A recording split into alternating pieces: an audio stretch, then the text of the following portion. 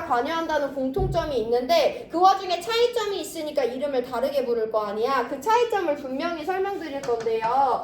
이온 결합은 어떤 화학 결합이냐면 금속 원자랑 비금속 원자가 만났을 때 형성되는 화학 결합을 이온 결합이라고 우리가 묶어요.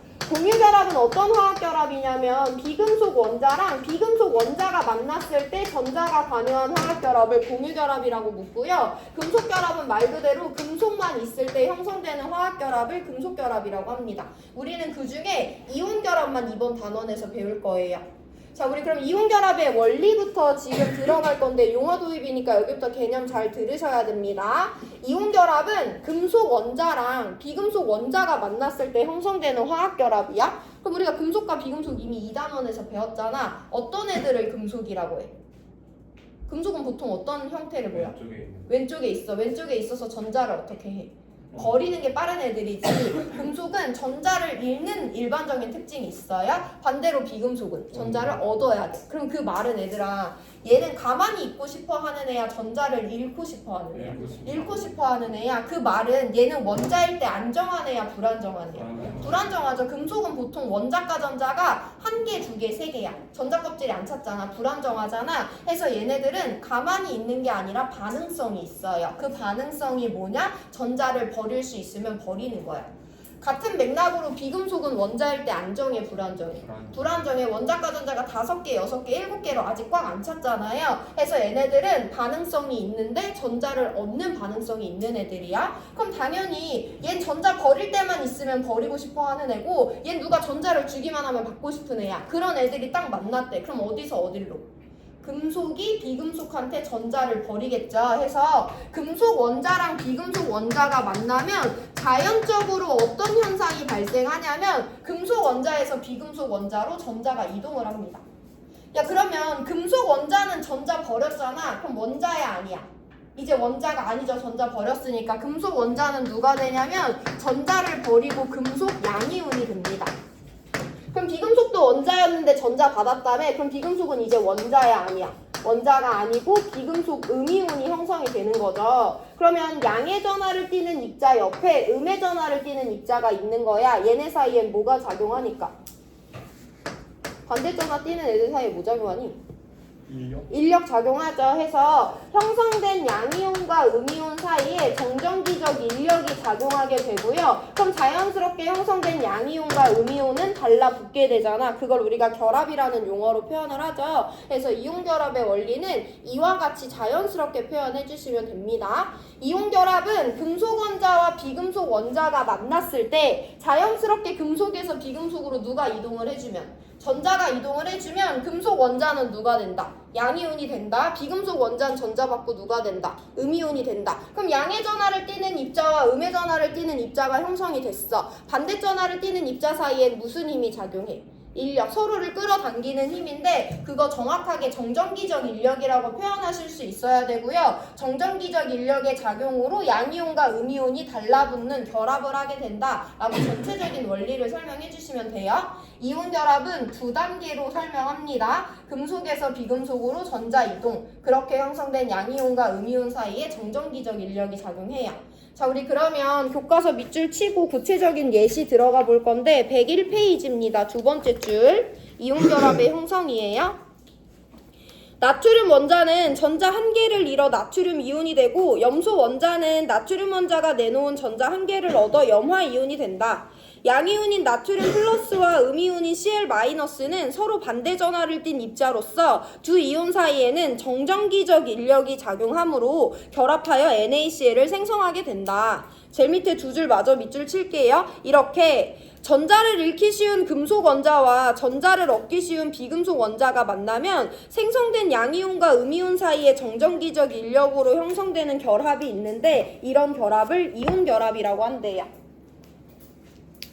자, 우리 교과서에 있는 예시 그대로 들어서 이온 결합이 형성되는 구체적인 과정을 한번 볼 건데 여기 11번 나트륨 원자가 있는데 그 옆에 17번 염소 원자가 있대요. 그럼 11번이니까 원자의 클러스 11, 첫 번째, 두 번째 껍질 가득 채우고 세 번째 껍질에 원자과 전자 하나 있지? 17번이니까 원자의 플러스 17이고요. 첫 번째, 두 번째 껍질 가득 채우고 세 번째 껍질에 원자과 전자가 7개 있어요. 이게 나트륨 원자와 염소 원자의 전자 껍질 모양이죠. 얘 안정해, 불안정해? 불안정해. 전자 몇 개? 한 개 버리고 싶은 금속 원자. 얘 불안정해. 전자 몇 개? 한 개 얻고 싶은 비금속 원자예요. 그래서 자연스럽게 나는 버리고 싶은데 여기 받고 싶은 애가 있으니까 나트륨 원자에서 염소 원자로 누가 이동을 한다? 전자가 이동을 한다라고 설명을 해주시면 되고, 그럼 나트륨은 전자 한 개를 버렸고 염소는 전자 한 개를 얻었으니까 더 이상 두 개는 원자가 아니죠.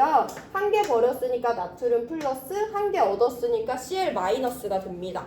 그럼 얘는 전체적으로 양의 전하를 띠는 입자인 거고 얘는 전체적으로 음의 전하를 띠는 입자잖아. 그럼 얘네 사이에 뭐가 작용해? 인력이 작용해서 나트륨 플러스는요 Cl 마이너스랑 달라붙는 결합을 하게 돼요. 이렇게 형성된 물질을 이온 결합 물질이라고 하고요. 얘의 화학식은 여러분들 이미 알고 있겠지만 NaCl이라고 표현하죠. 같은 수준으로 한 가지 예시 들고 난이도 좀 높일 건데 12번 마그네슘이랑 8번 산소가 있대. 마그네슘 12번이에요. 첫 번째, 두 번째 껍질 가득 채우고 세 번째 껍질에 전자 2개 있죠. 산소 8번이에요. 첫 번째 껍질 가득 채우고요. 두 번째 껍질에 전자 6개 있어요. 얘 전자 2개를 버리고 싶고 얘 전자 2개를 받고 싶어. 딱 금속과 비금속이 만났기 때문에 마그네슘은 자기가 갖고 있던 원자과 전자 2개를 산소한테 모두 다 버릴 수가 있죠. 그럼 얘 전자 2개 얻었으니까 2 플러스, 전자 2개 얻었으니까 2 마이너스가 돼요. 그럼 얘는 전체적으로 양의 전하를 띠는 입자고 얘는 전체적으로 음의 전하를 띠는 입자니까 정전기적 인력이 작용할 거 아니야. 그래서 마그네슘 2 플러스랑 산소 2 마이너스는 인력에 의해 결합을 하게 되고요. 우리 이런 물질을 MgO라고 부르는 거예요. 여기 이해되시죠? 자, 그럼 넘어가서 교과서 밑줄 치고 난이도 높일 건데요. 103페이지 먼저 봅니다. 밑줄 칠 건데요. 이온 결합 물질은 전기적으로 중성 동그라미이므로 이온 결합을 형성하는 이온의 종류에 따라 결합하는 이온의 개수가 달라진다. 따라서 이온 결합 물질을 화학식으로 나타낼 때에는 양이온과 음이온의 원소기호 뒤에 이온의 개수비를 가장 간단한 정수비 동그라미로 나타낸다 라고 되어 있어요. 이거 너네 1학년 때 배웠던 거지. 1학년 애들은 이걸 되게 어려워하는데 같이 한번 볼게요. 우리가 방금 전에 봤던 예시는 나트륨은 한 개 버리고 싶어하고 염소는 한 개 받고 싶어하기 때문에 한 개 주고 한 개 받으면서 나트륨 양이온 한 개 생성될 때 염소 이온 한 개 생성됐어요. 이때 우리 첫 번째 동그라미가 전기적으로 중성이라는 부분이었는데 전기적으로 중성이라는 건 전하를 띠지 않는다는 거잖아. 우리 그런 거 2단원에서 누가 전기적으로 중성이라고 계속 강조했어? 원자라는 애가 있었죠. 원자는 전기적으로 중성이야. 야, 그럼 원자가 전기적으로 중성인데 원자 안에 플러스 띄는 부분 있어 없어? 있어. 마이너스 띄는 부분 있어 없어? 있잖아. 근데 단지 그 플러스와 마이너스를 더했을 때 얼마가 되면? 0이 되면 우리 전기적으로 중성이라고 하잖아요. 이온 결합 물질도 마찬가지예요. 분명히 양의 전하를 띠는 입자와 음의 전하를 띠는 입자로 이루어져 있지만 여기 양의 전하를 띠는 입자의 전하 플러스 1과 음의 전하를 띠는 입자의 전하 마이너스 1을 더하면 0이 되잖아. 이런 물질을 우린 전기적으로 중성이라고 표현을 하죠. 이온 결합 물질은 다 전기적으로 중성이야. 그게 중요해요.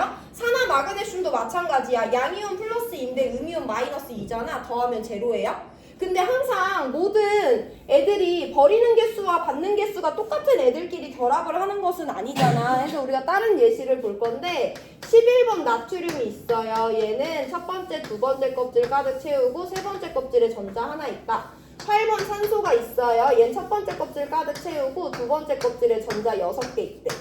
얘 전자 한 개를 버리고 싶어해. 얘 전자 2개를 받고 싶어해. 그러면 당연히 버리고 싶고 받고 싶은 애가 만났으니까 전자가 이동을 하겠지. 그럼 우리가 전자를 이동시켜 볼 건데 나트륨 전자 버리고 싶어 해서 이 전자를 산소한테 버려주겠지. 그럼 나트륨은 이제 전자 잃었으니까 하나 안정해지면서 나트륨 플러스가 됐고요. 산소는 전자 한 개밖에 못 받았으니까 1가 마이너스야. 산소는 지금 안정해, 불안정해? 아직 불안정하죠. 전자 몇 개를 더 받아야 돼? 한 개를 더 받아야 돼. 그럼 그 누구한테 받겠어?